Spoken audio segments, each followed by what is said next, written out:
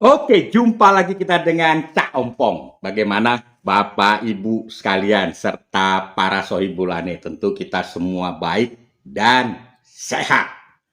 Oke, Cak Ompong ingin mengupas sedikit ya wawancara Anies Baswedan di luar negeri. Nah, yang pertama ketika beliau menyampaikan atau diwawancarai di Singapura. Ya, saat itu beliau mengatakan bahwa tidak setuju dengan pembangunan ibu kota Nusantara di Kalimantan. Dengan alasan bahwa tidak terlibatnya ya masyarakat dalam menentukan sikap untuk pembangunan ibu kota Nusantara di Kalimantan. Ya, mungkin maksud Anies Baswedan menyampaikan itu di Singapura, ya tentu dengan banyak ya motivasi, ada motifnya lah. Nah, mungkin ya warga Singapura supaya tahu lah bahwa pembangunan itu tidak direstui oleh masyarakat Indonesia. Jadi banyak dikomplain oleh para netizen, ya civil society. Ah begitulah kira-kira. Yang kedua, ya mempengaruhi ya investor yang dari Singapura untuk tidak menanamkan mungkin investasinya di ibu kota Nusantara. Ah, itulah ya kalau kita melihat seorang Anies Baswedan. Artinya apa? Artinya beliau tidak segan-segan menjelekkan bangsanya sendiri. Bukan bangsanya sendiri, tapi negaranya sendiri. Di mana Anies Baswedan hidup di Indonesia. Itu yang pertama. Terus yang kedua, saat diwawancarai oleh ABC News Australia, ya, beliau juga mengatakan bahwa penanganan COVID di Indonesia itu gagal. Ya, karena apa? Karena masukan-masukan Anies Baswedan selaku Gubernur DKI Jakarta, nah itu tidak didengar oleh pusat.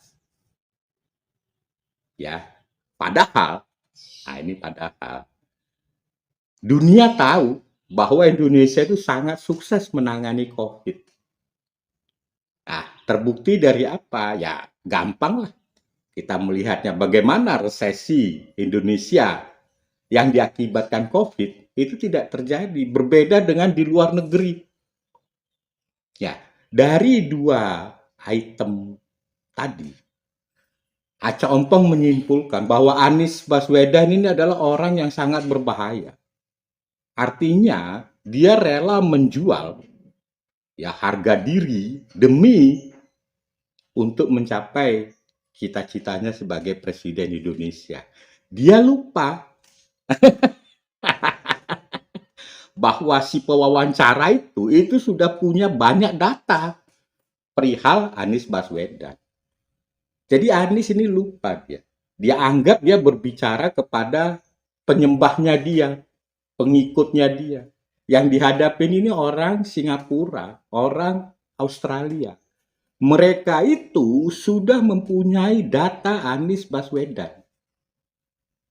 Ya kan, Singapura sama Australia, Indonesia ini sudah dianggap seperti ya kayak dia dolan. Di Bali sana banyak sekali itu orang Australia. Di Jakarta sini banyak sekali itu orang Singapura.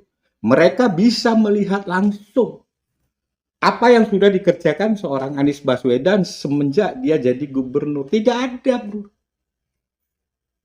Itu yang pertama. Yang kedua, tujuannya adalah menjelekkan Jokowi. Apa manfaatnya untuk seorang Anies? Jokowi kan sudah selesai nanti 2024. Ya kan? Kadang-kadang disitulah bodohnya itu. Ingin membodohi orang Australia sama orang Singapura. Nah, terlepas dari itu, ya Cak Ompong ingin kembali kepada cita-cita ya bangsa Indonesia pada saat kita masih dijajah kolonial Belanda. Di situ dengan jelas sekali ya bahwa kita-kita ini disebut itu pribumi, kaum budak. kaum yang sangat tidak terhormat. Nah, 17 Agustus itulah menentukan nasib kita, kaum pribumi ini untuk merdeka. Ya, itulah cita-cita kita. Jadi kemerdekaan itu kita raih.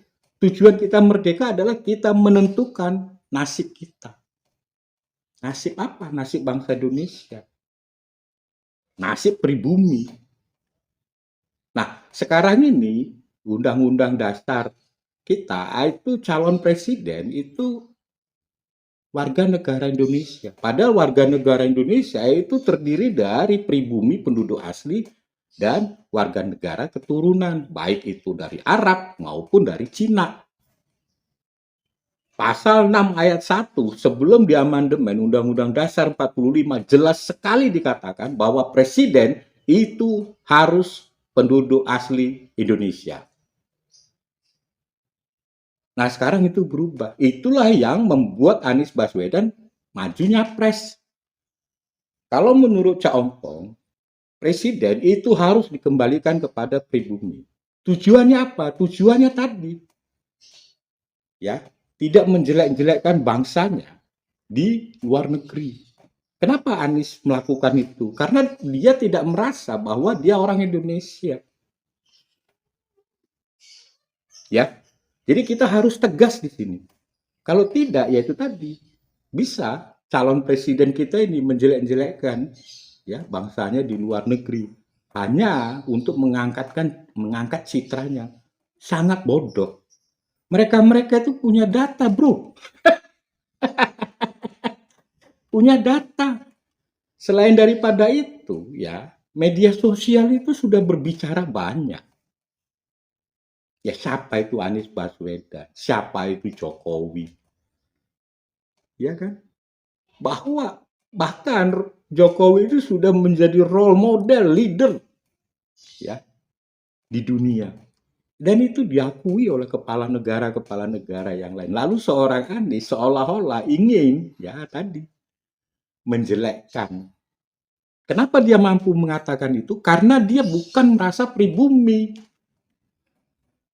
Jadi kalau menurut saya, presiden itu harus dikembalikan ke penduduk asli Indonesia. Nah, seperti yang pernah Cak Ompong singgung, sampai pada titik tertentu, ya, seorang presiden harus begitu. Kalau Cak Ompong itu diwawancarai, misalkan saya seperti Anies, saya akan puji Indonesia. Saya akan puji kepemimpinan Jokowi. Tapi saya akan berusaha berbuat lebih baik dari Jokowi. Begitu, bro. Cak Ompong ini bekerja dulu sering dengan orang asing. Begitu kita menjelekkan seseorang, dia langsung berkerut ya. Karena tadi, pada saat dia mewawancarai kita, dia punya data kita. Sama dengan saya mau mewawancarai ya seorang karyawan yang hendak bekerja di perusahaan di mana saya tempat bekerja.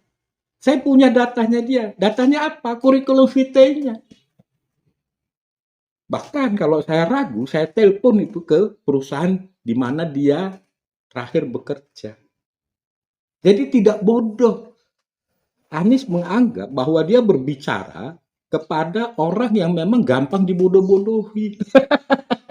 Tapi kembali lagi ya kepada Undang-Undang Dasar 45 pasal 6 ayat 1 sebelum diamandemen. Kita harus kembalikan. Itu yang pertama. Seorang presiden harus penduduk asli Indonesia. Yang kedua, kenapa kok penduduk asli Indonesia? Karena tadi presiden ini adalah benteng NKRI. Dialah yang menjaga paham-paham dari luar itu yang masuk ke Indonesia yang tidak sesuai. Dia penjaga, bro. Ya, kenapa kok kita rame dengan politik identitas, lalu khilafah dan lain sebagainya? Karena calon presidennya ada yang bukan pribumi. Begitu loh. Ya. Jadi saya menyarankan, Cak Ompong menyarankan melalui YouTube ini, ya DPR hendaknya mengembalikan. Karena kalau tidak, sangat berbahaya.